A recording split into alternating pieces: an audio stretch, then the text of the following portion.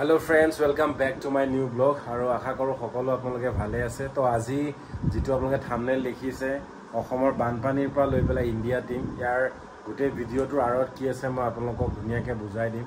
তো আজিৰ ডেটত ক'বলৈ গ'লে চাৰিওফালে পুৰা বানপানী অসমৰ যেটো পৰিস্থিতি হৈ আছে তো সঁচাকৈ বহুত বেছি দুখ লগা। তো তাৰ লগত দুখ লগাটো হৈ গ'ল আমাৰ টিম ইণ্ডিয়া ইমান ধুনীয়াকৈ वर्ल्ड कप जिकिছিলে কিন্তু তেওঁলোকে এতিয়া নাই। তো কাৰণটো কি আপোনালোকে ভিডিওটো চালে শেষলৈকে সম্পূৰ্ণভাৱে গম পাব। Now it's part 2. The floods are coming in.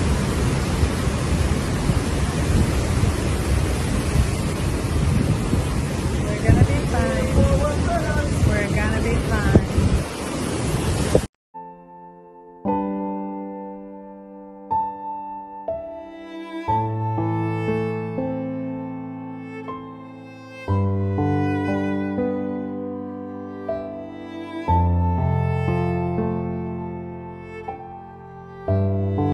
যেটো জায়গা টিম ইণ্ডিয়াৰ প্লেয়াৰ্সে গৈ পেলাই ফটো উঠি আছিলে খেলি আছিলে তো সেই জায়গা চাওক আজি কেনেকুৱা হৈ গ'ল।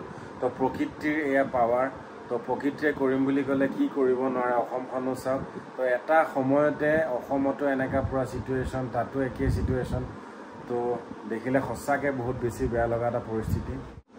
বাৰ্বাডোছ হৈ গ'ল ৱেষ্ট ইণ্ডিজৰ এখন আইলেণ্ড কাণ্ট্ৰি য'ত এতিয়া হিট কৰিছে বেৰেল বুলি এটা হেৰিকেনে যাৰ কাৰণে ইণ্ডিয়া টিম সেফ আছে কিন্তু তেওঁলোকক হোটেলত একদম পুৰা আবদ্ধ কৰি ৰাখিছে ফুল সিকিউৰিটিত। মানে তেওঁলোকক হাই এলাৰ্ট দিয়া আছে যেটো হেৰিকেন হৈ আছে সেইটো সাগৰ পৃষ্ঠৰ পৰা 9 ফুট ওপৰলৈকে আহিছে। মই কাষত আপোনালোকক ক্লিপ কিছুমান দেখাই আছোঁ আপোনালোকে চাই থাকক।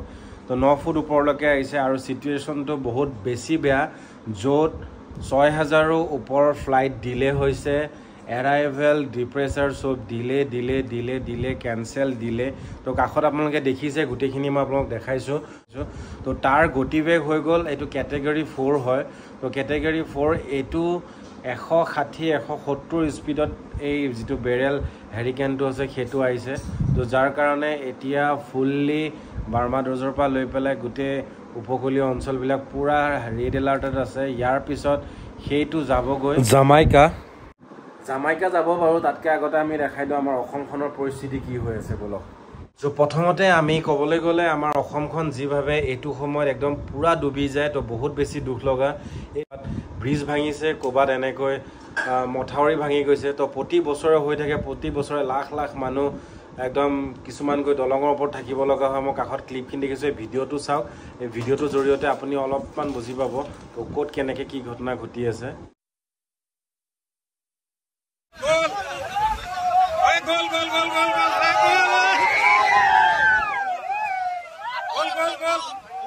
পানী আহি গ'ল আমি হাতীমৰা মাথাউৰি এনেকৈ অসমত বাস কৰা কাৰোবাৰ কিবা হৈ থাকিলে সঁচাকৈ এই হৃদয়খন একদম পুৰা পুৰি যায়। মানে বহুত বেছি বেয়া লাগি যায় ভিডিঅ'বোৰ ক্লিপবোৰ দেখিলে।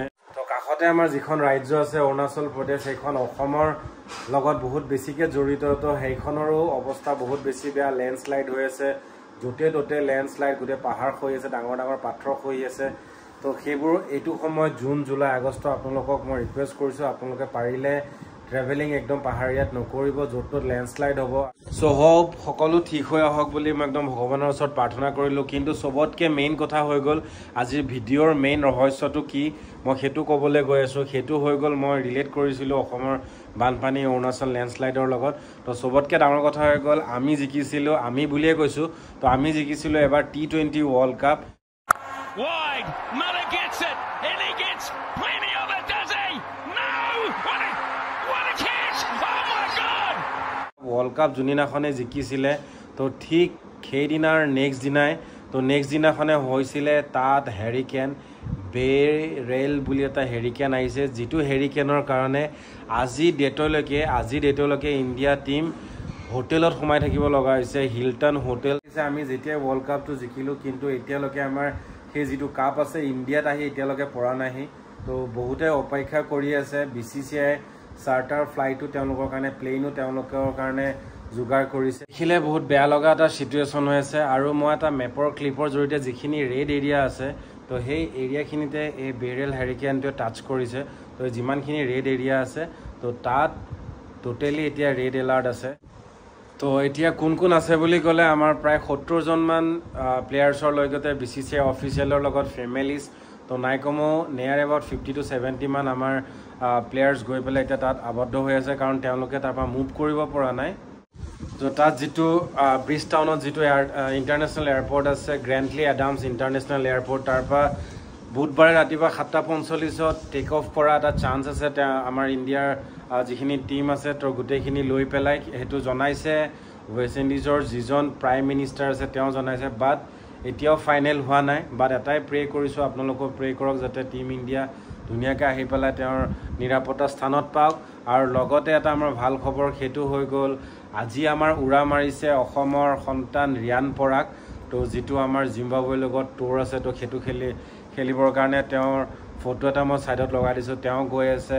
জিম্বাবৱে তো হেতু এটা আমাৰ বিৰাট ভাল খবৰ অসম সন্তান গৈ আছে বাহিৰলৈ খেলিবৰ কাৰণে তো আৰু এটা কথা কওঁ অসমৰ আমাৰ যেটো বানপানীৰ কথা আমি সৰুৰ পৰা শুনি আছো সেই বানপানীটো এটালৈকে ৰুট কৰিব পৰা নাই তো তাৰ কাৰণে এটা চৰকাৰৰ ওপৰতো দুখ দি লাভ নাই তো চৰকাৰে এটা ভাল এটা প্ৰকল্প ওলাব লাগে কাৰণ ব্ৰহ্মপুত্ৰখন আছে তো তাক ৰখোৱাটো ইমান সহজ কথা নহয় কিন্তু যিখিনি মথাউৰি এৰিয়া আছে আজি যেটো আমাৰ জখলাবন্দাত হৈ গ'ল একদম সঁচাকৈ বেছি বেয়া লাগিছে তো হেতু যেতিয়া ভাঙিছে তো হেতু যদি আমি কেদিনমানৰ আগতে যদি তাক অলপমান মেৰামতি কৰা হয় মেবি হেতু নহলে হয় তো সেইবোৰ যিবোৰ আছে আপোনালোকে সেইবোৰ অলপমান চকু দিয়ক আৰু যিবোৰ অৰুণাচলত মানুহ আছে তেওঁলোকে যাতে ট্ৰেভেল কৰিব সময়ত এতিয়া একদম পুৰা কেয়াৰফুলি ট্ৰেভেল কৰে কাৰণ আমাৰ যেটো ভালুপুংটো টাৱাং ৰোড আছে তো তাতো বহুত ল্যান্ডস্লাইড হৈছে তো আপোনালোকে যদি ট্ৰেভেল কৰে পুৰা সেফলি ট্ৰেভেল কৰক তো এইটোৱে ভগৱানৰ ওচৰত মই প্ৰে কৰিছো তো সকলো কাৰণে প্ৰে কৰিলো যাতে টিম ইণ্ডিয়া ভালে ভালে আহি পেলাই ঘৰ পায়হি